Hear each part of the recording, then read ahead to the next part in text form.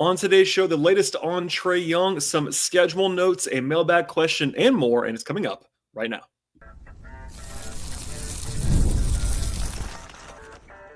You are Locked On Hawks, your daily Atlanta Hawks podcast. Part of the Locked On Podcast Network. Your team every day. Hello, friends. Welcome to episode 2036 of the Locked On Hawks podcast.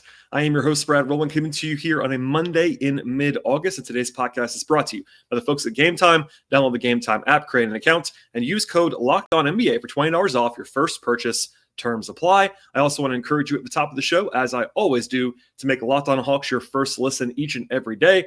Please subscribe to the podcast on Apple, Spotify, YouTube, etc. Please like this video as you're watching it on YouTube.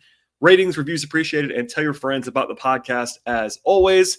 A busy show today to begin a new week. If you missed anything from last week, we had 3 shows. It's been very busy, even still into the dead zone of the offseason. And coming up later this week, the schedule is on the way, which we'll get into a little bit later on in the podcast.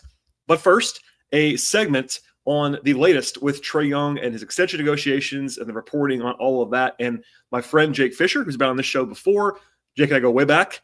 He actually had a bunch of interesting nuggets on the Steinline newsletter on Sunday that I'll go through kind of one at a time in the order in which Jake reported them in his own piece, just for consistency's sake. If you want to go back and read that, I definitely would. And it's a valuable resource. Mark and Jake do a very good job reporting on the Hawks. They were all over a lot of stuff this summer with Atlanta. And he led with the reality that the attention basically has shifted to Trae Young around the league after Luka Doncic and De'Aaron Fox got done with their extensions about a week and a half ago now, even as Young was already eligible for an extension, a month and a half ago now, maybe a little bit more than a month now, early July. It's been funny for me anyway to see the increased attention on Trae, just because it's very obviously tied to there being nothing else to talk about in the NBA. We are definitely in the dead zone. And once Fox and Doncic got done, it's like, people kind of just realized or maybe remembered or just thought of something to talk about. And it was Trae Young being still extension eligible and not having the extension. Nothing's changed on this in 5 weeks since he was eligible for the extension on July 6th. So people are just kind of noticing now. I'm not putting Jake in that category. He's been reporting on this the entire time, along with Mark Stein. But it's just kind of a funny bit of minutia, and I've gotten a lot of questions about this. I would say more now, which makes very little sense because this is not a new story, but there is new reporting on this. So again, I'll go one by one here on Jake's reporting about what I will have my own spin on and context with. So here we go with what was reported on Sunday. First, this is a quote from Jake. League sources tell me that there are no plans for Young and the Hawks to engage in extension talks this summer, end quote. Now, this is one where I would quibble a little bit with the framing on this. I think they've at least talked. Now, it's kind of funny, there's always some back and forth on what phrases like, quote, engage in extension talks actually mean. Does that mean exchanging offers? What does negotiation mean? Have they talked? What have they talked about? There's some gray area here. As we'll get into more in a second, if both sides kind of understand where things stand right now, there might not be, quote unquote, engaged in talks right now. But I do think they have talked, and that, by the way, they, I mean Trae's representatives, agents, whatever, and the Hawks side. They're not sitting at a table, though, staring each other down right now in extension talks. That's kind of what I would say. I don't think that it's, again, we can quibble on this all day long. I think they have talked, but it's notable to me that Jake reported that there are, quote, no plans for them to engage on talks. That would point to what I've said before, what Brian Windhorst reported maybe a week or two ago, that Kim getting the max is just not going to happen this summer, which I've also kind of stood with, even with leaving the door open cracked a little bit on that. But I thought that was interesting. Again, I would not fully embrace that reporting. I think it's more like they have talked, but they're not maybe actively talking right now. There you go. Next thing from Jake, quote, sources say Young's side has actually been resigned for some time to the prospect of seeing out the final guaranteed year of his contract rather than securing an extension, end quote. Now, I said this a little bit before, and again, I would point people back to the archives. I probably talked about Trae's extension 3 or 4 full segments worth in the last 5 weeks, so I won't repeat all of that, but I think they understand the situation. By they, I mean Trae and his agent. He did change agents a while ago, moving from Clutch and Rich Paul to CAA. Jake mentioned that every once in a while, I'll say this. Jake mentioned that changeover in his piece. That's good noting by Jake. I would say people ask me every once in a while, or maybe note to me every once in a while, like some reference to Clutch or Rich Paul. It's been a while since Trae's been represented by Clutch. So he's with CAA now. That's notable in some ways. I think they know that a full max offer is not coming. I have heard that. I'm confident that they have heard the same that I have. And if they rather not talk about taking less, like there is some negotiation that could potentially happen if the two sides could find a number that's less than the max. But if they're like not really itching to do that, I think kind of being resigned to playing it out for the next year does make some sense on their side. All right, this is a big one. Quote from Jake: "No one is suggesting that Young is actively pushing to get out of Atlanta." End quote. I could argue this is the most important thing of all. I will also say that there has never actually been any buzz that he wants out. So if you're a regular listener to the podcast, you will know this and kind of just shrug it off in the way that I did. This is not a new thing, but if people needed to kind of see this, then I'm glad he wrote it. I'll be as clear as Jake was. I have never heard a single thing about Trae wanting out because of the contract stuff. I know there is always a little bit of danger, and people ask me this all the time. Is there any danger in making Trae mad to where he wants out? Yes, but I think these are all human beings. I think Auntie Soleil has a good feel for like people, and I don't think that's where we are. Like, sure, there is a little bit of risk of that, I suppose, if you draw a hard line and kind of be, belligerent about it. But I would say the weird internet, Bleacher Report style fake trades and screenshots can be ignored. Like, there's not really anything out there about him being traded or wanting to be traded. The two sides are just kind of like moving on to the summer and moving on to the next season, etc. Next thing. But just say that out loud. I know that's like a headline, but I actually was glad that Jake didn't lead with that because it was like, you don't really need to lead with that. That's kind of just implied and it's just matter of fact. Next thing, quote: "The reported disappointment Young is said to be feeling about his contract status appears to stem largely from the fact that the Hawks never really broached an extension at all." End quote. So this references to the reported disappointment is back to what Mark Spears said on ESPN TV about a week and a half ago, and that he said he heard that Trae was disappointed that the max offer had not come to this point.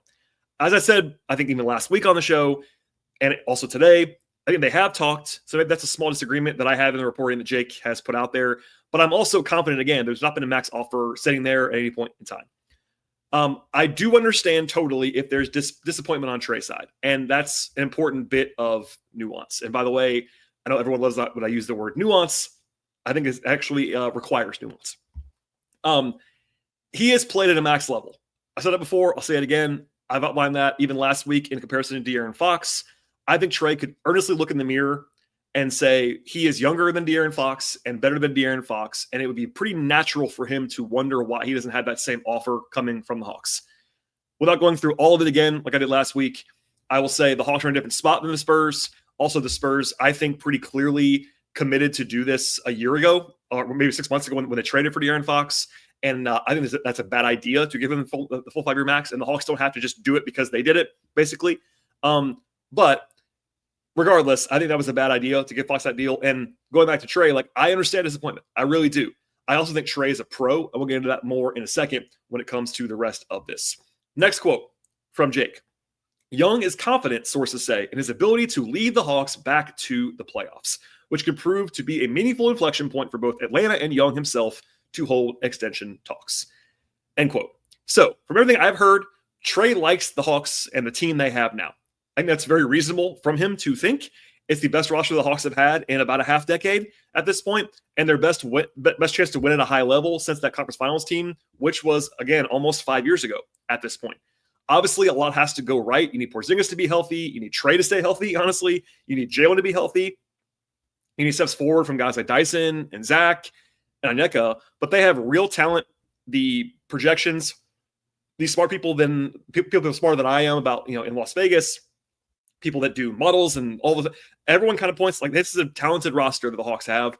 And of course, the East is very much open beyond Cleveland at the top. And I would say maybe New York is kind of in trenches after last season. After that, it's very open. And I think the Hawks could reasonably believe they have a top 3 team in the Eastern Conference. Whether they are or not, we'll see. But if things go right, there's reason to believe, if you're Trae Young, that you have some confidence in your roster. And last thing on the reporting, then we'll come back to a little bit more on this. From Jake, quote: "I'm told another reason for Atlanta and Young's mutual optimism about next season. The strong relationship that the 26-year-old Young has forged with Quinn Snyder." end quote. This is not really new, but I'm glad Jake included it because it's important to point out Trae really likes Quinn and Quinn really likes Trae. And that does matter. These are the front office stuff matters a lot, but day to day, player and coach matters much more to the vibes than player GM or player front office does, player ownership, all that stuff. It also ties back to something I've said before in the last couple of years, and that Trae's maturity and his growth as a leader, as a face of the franchise guy, has been honestly cool to see, but also like notable from a team building standpoint. He's an adult now. He's got kids. Like, he's an adult. It is what it is. Like, when he came in at 19 years old, he was immature. I think he would probably admit that now. And it was a big ask for him. But now he's like just much more of a, seasoned pro.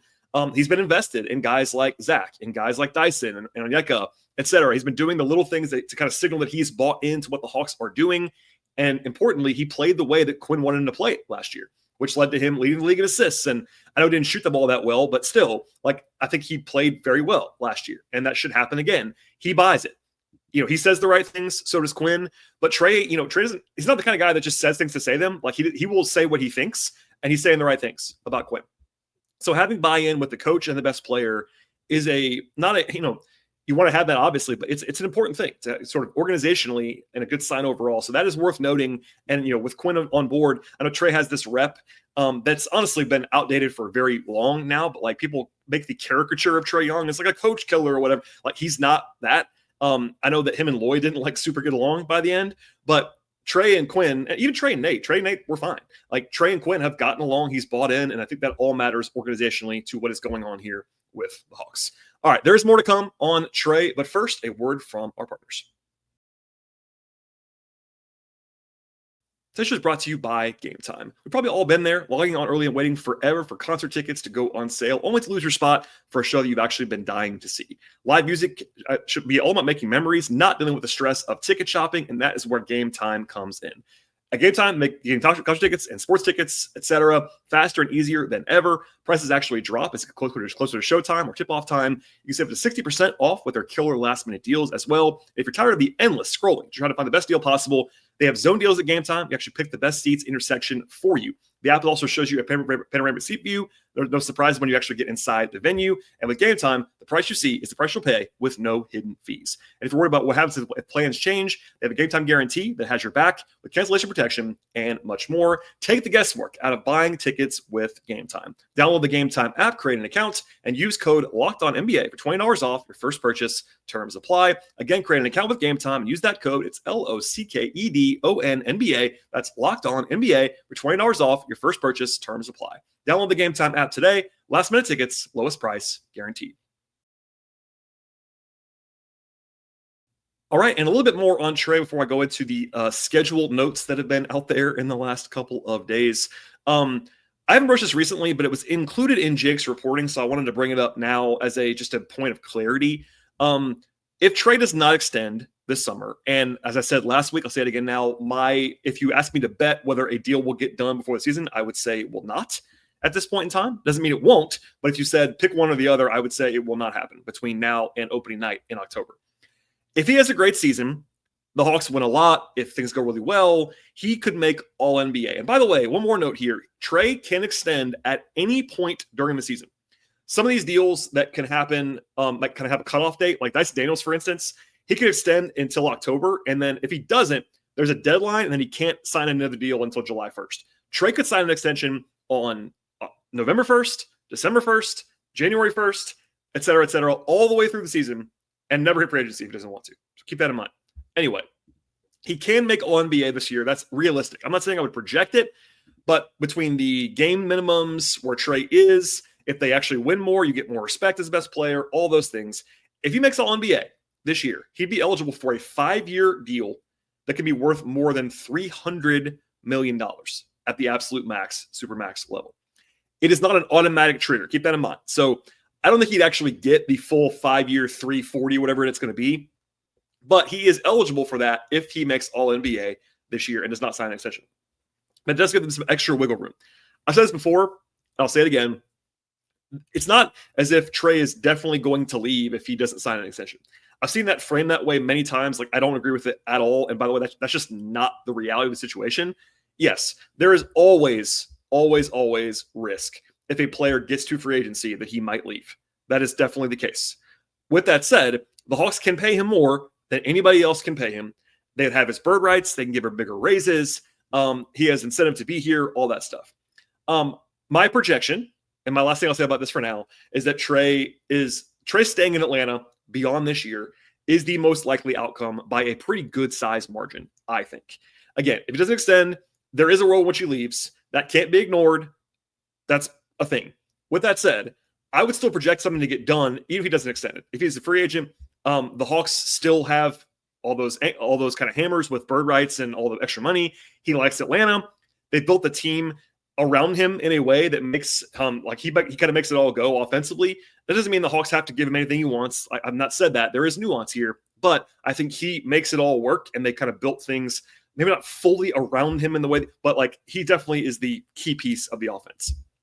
And I think Trae also understands there's some inherent value in being the best player and the franchise player in a big city and a big market and being a one-team guy where like this is his team his whole career. Now, obviously, he may not stay his whole career. Certainly, that's very rare that guys do that. I can count on probably one hand like these star level players that stay on their team their entire career. Duncan, Dirk, Kobe. Like there's a few, but those guys are more rare than they are that as far as anything else. But still, he can kind of do that if he wants to.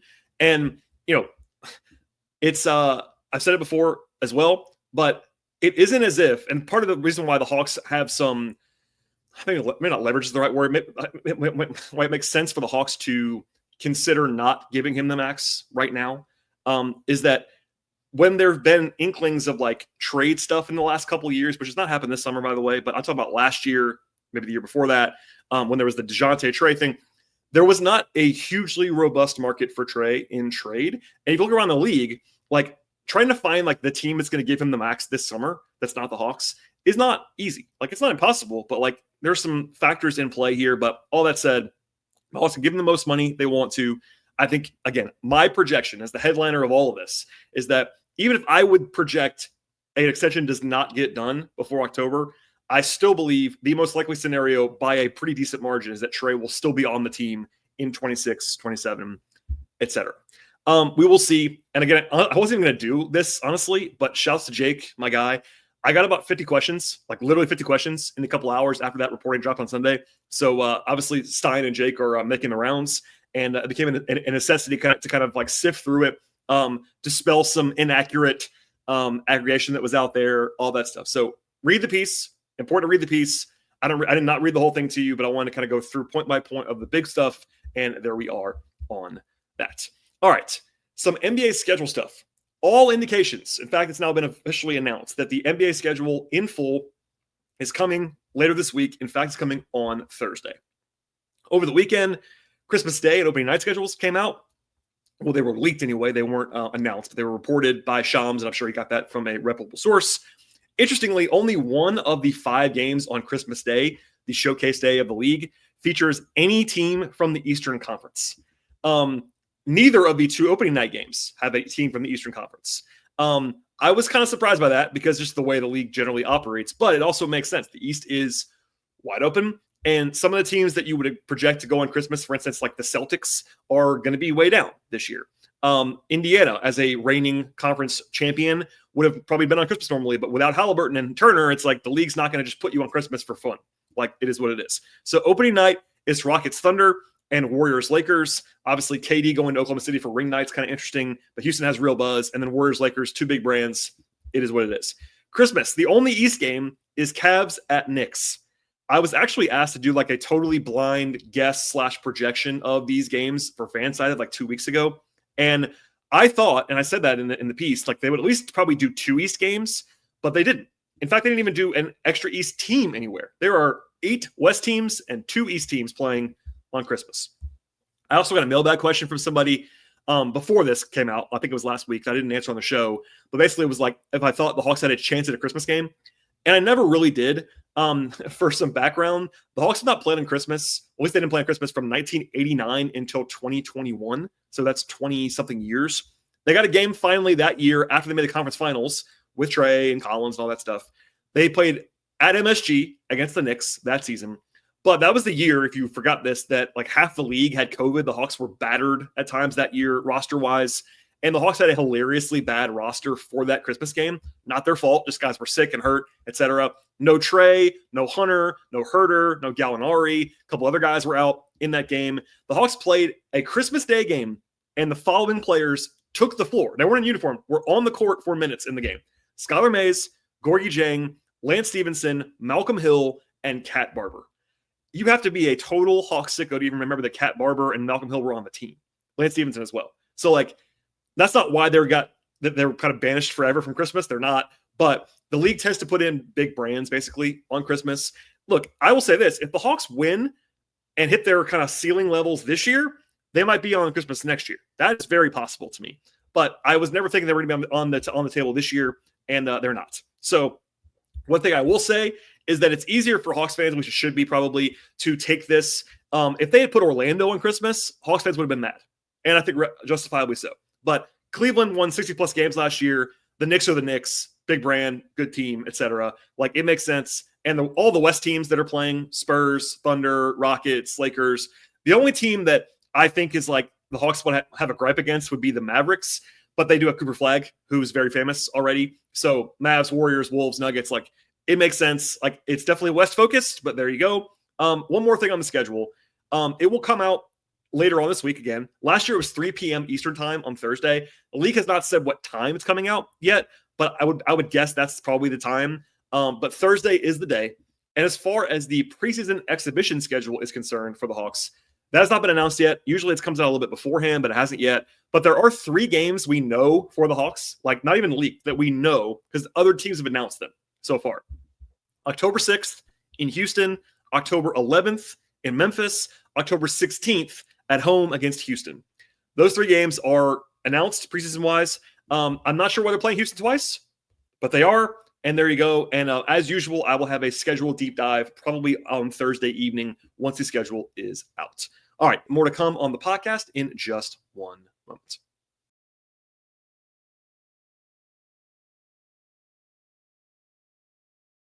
All right, and a quick mailbag question on some future finances from Stuart, who says, what you've said makes sense on some of the reasons that the Hawks might not want to give Trae the max now. I have a practical question. If they did give him the max extension, how would that impact the team's salary for next season? And what about after next season?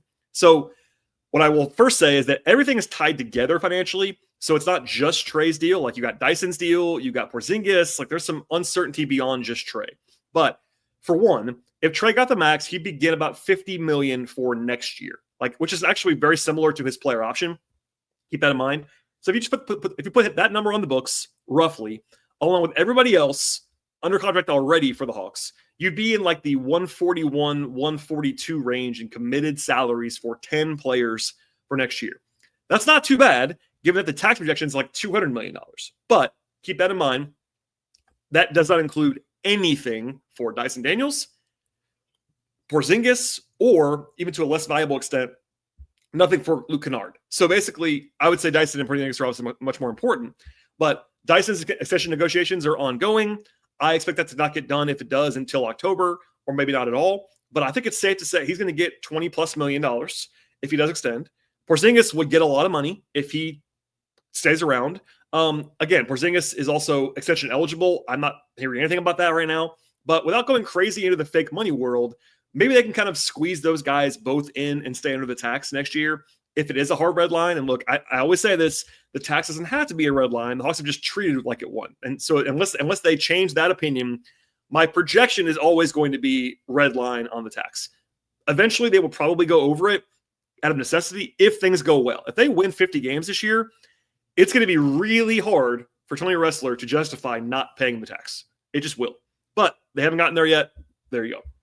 So as far as how Trae's max deal would impact next season, it wouldn't change that much because, again, he's already kind of pretty close to what he would have been owed on a player option, and really only like $4 million more than he makes right now. So, like, the short term is not that big of a deal for Trae. The real impact of a Trae max would be beyond next season. So, obviously, it depends some on Dyson and Porzingis, but the real crunch would be in 2028. So that's that first part. I answered the first part of the question. Now the future, like the kind of what about after that? 2028 would be like the first time when you can kind of see the cliff for the Hawks financially with their current spending, because that summer, presumably you would have kept Dyson. Porzingis, we'll see, but presuming a Trae Max and a Dyson extension, 2028, you have a Kongwu hitting free agency. Alexander Walker has a player option that he can decline to hit free agency, and Ricochet hits free agency all at the same time. So that is kind of the big circle, like, hey, future planning wise, if you're a cap nerd, that's the year 2028 where it's like, whoa, things might get dicey and they won't be able to keep everybody, if at least they don't want to pay a bunch of money. And that, again, this presumes that everything's going well and you're trying to keep things together, etc. But if you give Trae the max ahead of time, he'd be making like $58 million that year. You throw that on the books with Jalen. Right now, the only player, by the way, on the Hawks roster with guaranteed money in 28-29 is Jalen. He's the only guy. Now, I will say, if you start adding in Trae, you start adding in Ricochet, who I'm sure they'll probably keep, Alexander Walker, if he stays around, a Kongwu, if he stays around, Asa Newell, Dyson Daniels, et cetera, it gets to be a lot in a hurry. So what I will say for the 500th time this summer about Trae is that the decision on Trae's extension from the team side has very, very little to do with next season, or even really the year after, but especially not for next season. It's really about the impact for 2028, 2029, 2030. And I know that seems like a long time from now, but you're not operating with, honestly, it's very analytical, very practical. Like, you are not operating for this season. It's about the big picture, the long term. Doesn't mean you can't go in for this year, but it does mean that they're going to consider the long term as well. I'll probably do a variation of the same question later this summer with regard to Dyson and his impact. He's going to make less than Trae, obviously, but how much they commit to him will definitely impact other stuff. That's just the reality of the situation. That's why it matters that if you get Dyson for $23 million a year versus $30 million a year, that stuff matters on the margins. Porzingis, again, extension eligible as well. I've heard nothing about that, but if things go well this year, he makes $30 million. Like, I don't know if he's going to keep making that much money, but he's that kind of player if he's healthy. So if he stays healthy, if you want to keep him, that will cost money. He's not going to take $10 million. Like, it's going to take some money to keep him. So all that said, there's a lot of stuff in the air, a lot of balls in the air, a lot of uncertainty, but they have a clean cap sheet right now. There's no bad money on the deal on the books right now. As Ansi always says, they have optionality with their roster. But if you give Trae the full max, the end of that contract might be dicey. Dyson's negotiations have to matter. Porzingis have to matter. And again, 2028, you're talking about Nikhil, you're talking about Ricochet. It's a long time from now, but to answer the question, the short term is not the concern with Trae making the max. It is not the concern. I firmly believe Trae Young could be worth the max next year, probably even the year after that. It's the end of it. It's year 3 and especially year 4 where he's making more and more and more and probably getting a little bit worse given the aging curve. So keep that in mind. We'll cover that later as we need to. All right, that's all I have on today's podcast. Please subscribe to the show. We'll have more coming up later on this week. Check us out on Apple, on Spotify, on YouTube. Follow the show on X/Twitter at Locked On Hawks. Follow me there at BT Rowland. Follow my Blue Sky as well at BT Rowland. I also cover the Hawks in non-podcast fashion at patreon.com/BT Rowland. All right, everybody, I appreciate you listening as always, and we'll see you all next time.